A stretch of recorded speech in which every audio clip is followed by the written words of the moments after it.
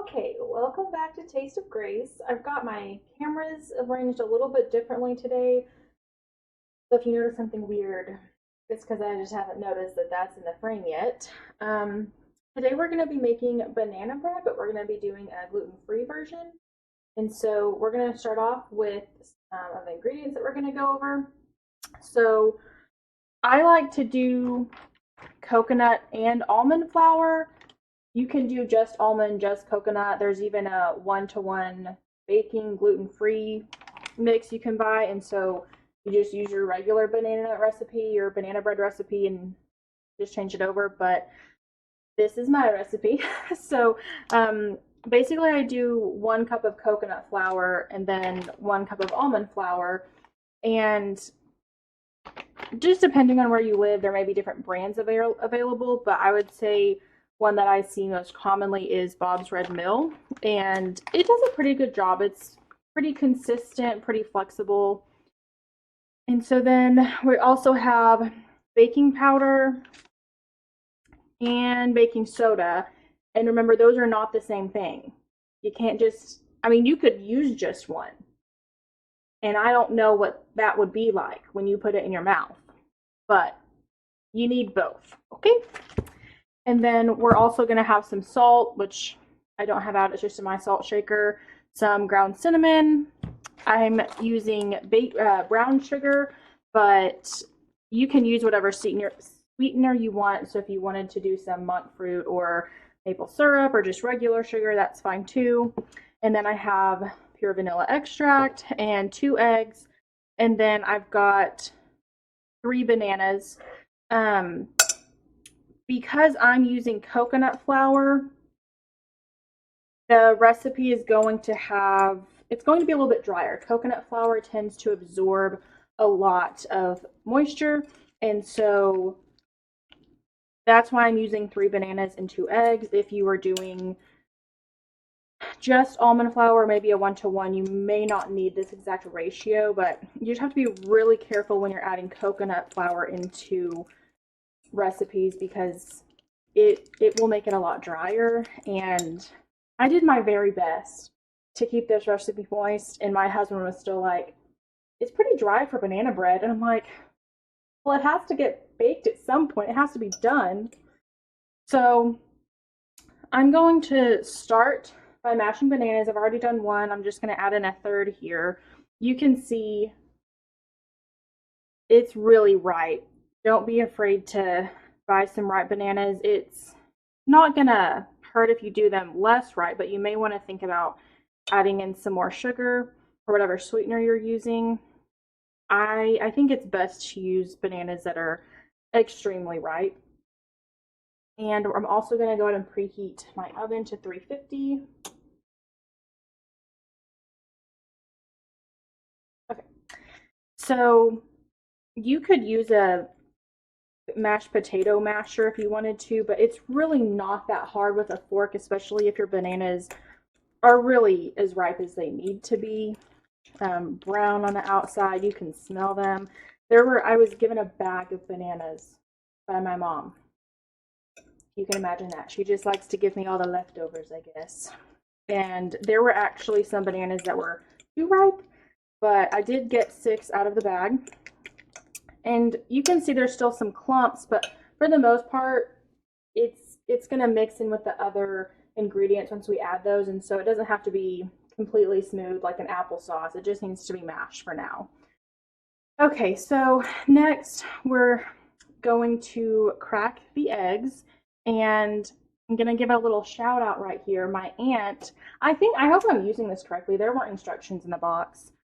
But I mentioned that I wish I had something to hold my spoons and spatulas and stuff, and so she sent me 2 of these. And look, now it holds things instead of putting them on paper towel. So there you go. Get whatever, I don't know what it's called, but it's handy. Okay, a little distracted. It's fine. So now I'm going to go ahead and crack my 2 eggs. I'm going to do these into their own container because, as I mentioned in the last video, you need to either crack your eggs into whatever mixing bowl you're using first, And that way, if you need to pull out shell, you can, or you crack them into their own container and then mix them in. I got a little close. So that you aren't getting shell in whatever it is you're making. So I'm just gonna mix those up a little bit while they're in that container, dump those in. So something that you'll need to pay attention to when you're baking is mixing wet ingredients together and then mixing dry ingredients together. And so a lot of people actually will use 2 separate bowls. I'm not the best baker, and a lot of times I just mix the wet and then I'll kind of put my ingredients in one little corner, mix that, and then do like a big bowl. You'll see what I'm talking about. 1 second.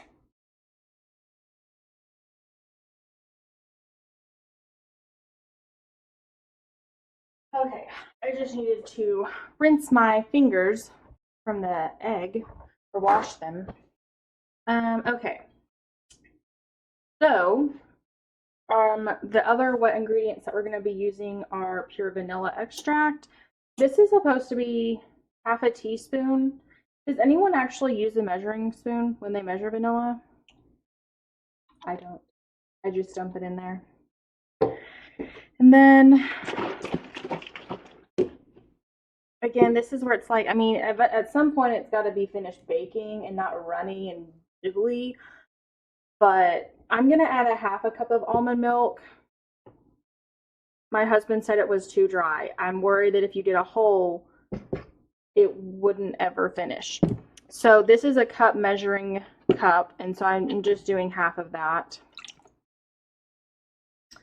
And then I'm just going to dry this real quick because I'm going to use it for my dry ingredients too. Okay. So that is that. I'm going to go ahead and mix this together, and then we'll start adding in some of our dry ingredients.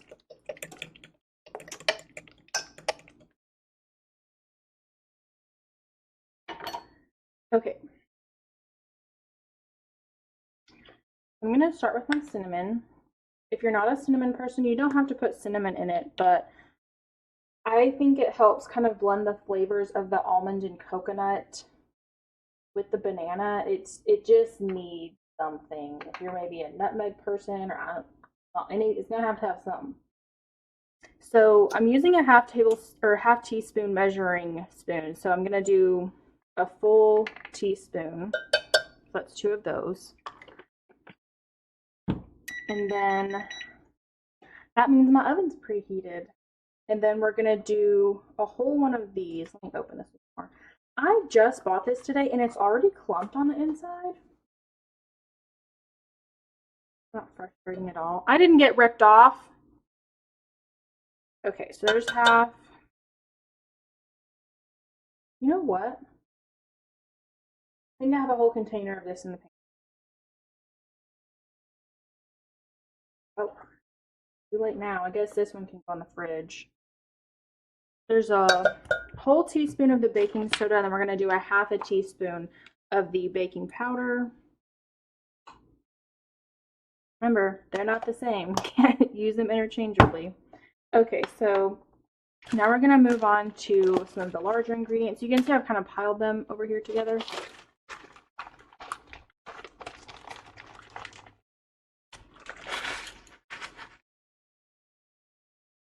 So this is going to be it's supposed to be about half a cup. But remember, when you use brown sugar, you have to pack it down. So I'm going to let that fill.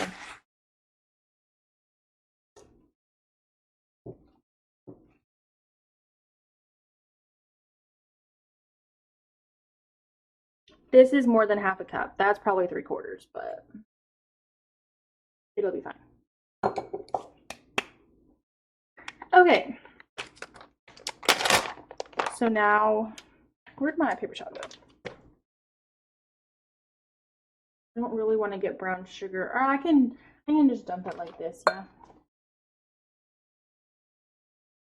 I find it best when you do a 1-to-1 with the coconut flour and the almond flour, but you can definitely play around with it and do 3/4 or a 1.5. So I'm going to say that's 1 cup. It's not heaping by any means. Okay.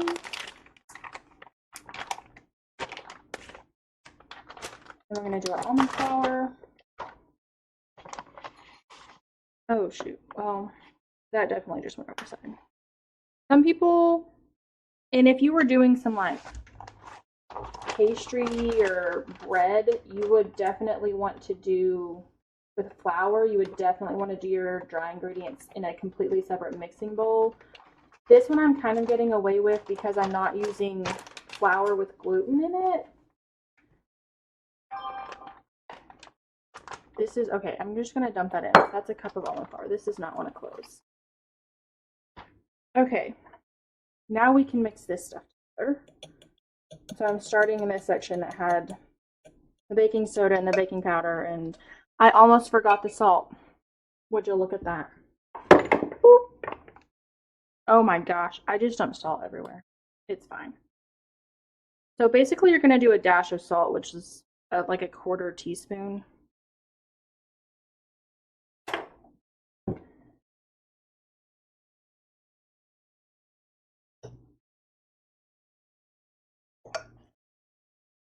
And I thought that I got all the clumps out of my brown sugar, but I think I feel some in there, which might have made that situation worse by packing it down. Now, because we're using coconut flour, and like I said, it absorbs a lot of moisture, this is almost going to feel like a foamy jelly type thing. It's not a batter, obviously. Maybe looks similar to cookie dough, but as far as what you would normally pour for a banana bread or cake batter or something like that, this is not that. It almost reminds me of wet sand, actually. And I know it may be tempting to add more liquid to this to make it into a batter. I don't know that you'll ever get it baked. I don't know that it'll ever make a solid loaf. But this is going to go in for 350. Sorry, for 30 minutes at 350. And it will still be moist, I promise. The coconut flour just soaks it up. I'm still getting these teeny tiny clumps of brown sugar in here that I thought I got out earlier. Okay, so that's pretty much mixed. If you wanted to, you could add some walnuts or pecans or whatever else you wanted. I'm gonna go ahead and grease this pan. Now, it's technically non-stick, right? I would still put something in it. Even if you don't use butter, whatever you use, I would definitely do the corners, and I would do the bottom as well. It shouldn't stick horribly in the sense that you couldn't get it off while cleaning it, but if you were gonna try and wrap it up as a gift, you may end up losing a chunk of your bread if you don't grease the bottom of this.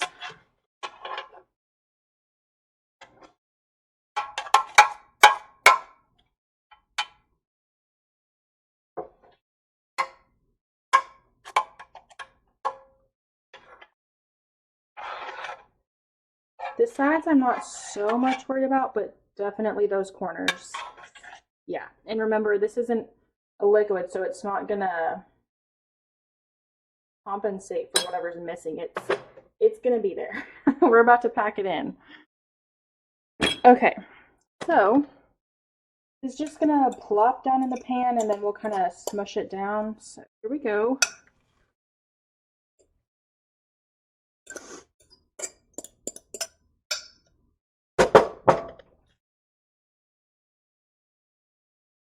I don't know how y'all make meatloaf, but it kind of reminds me of smashing meatloaf into a pan. Maybe I should make meatloaf. I'll make a meatloaf one day.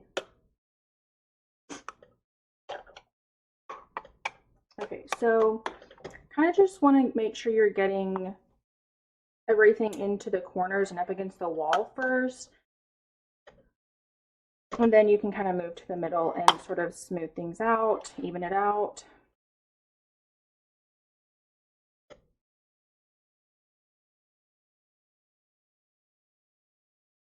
Now,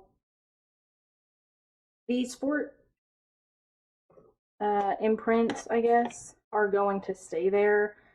I didn't do this earlier because I needed my butter spoon, but if you really wanted to, you could probably use a spoon to smooth it out. And that's working pretty nicely. Now, in order to get this out, I tipped it over, so then you're just looking at the bottom, which is going to be smooth, but if you were just going to take it to somebody and didn't want fork markings everywhere, you would definitely want to smooth this down because those markings are not going to bake out. Okay, so that's it for the recipe. Again, we're going to put in the oven for half an hour. If you pull it out and it's not quite done, you might go 40 more minutes, but remember, the coconut flour is just going to hold on to that moisture real hard. So I wouldn't risk it. I'm going to say 30 minutes. So here, I'll show you what I'm talking about here. Bippity boppity banana bread, right? So this is the bottom of it. You can see on this piece, you still have the fork markings. And it did start to get dry on the edges. It's not super dry. You can see it's still pretty dense and moist in the middle. And I'll go ahead and cut it down the middle. I don't care. I'll just show you the center of this. So it did bake, but it's still really moist. That's just the nature of banana bread, which I would hope is moist. Then also adding coconut flour is kind of what's holding on to that moisture for you. If you were just doing almond flour, I think you actually need to bake it longer. It's been a while since I just used almond flour, but definitely look up a recipe and compare it. So that's all that I have for you today. I hope that you enjoyed this. I hope that maybe this can give you some insight into how to adjust some recipes and sort of start playing around with gluten-free options like almond flour, coconut flour, and I hope you like it. Bye.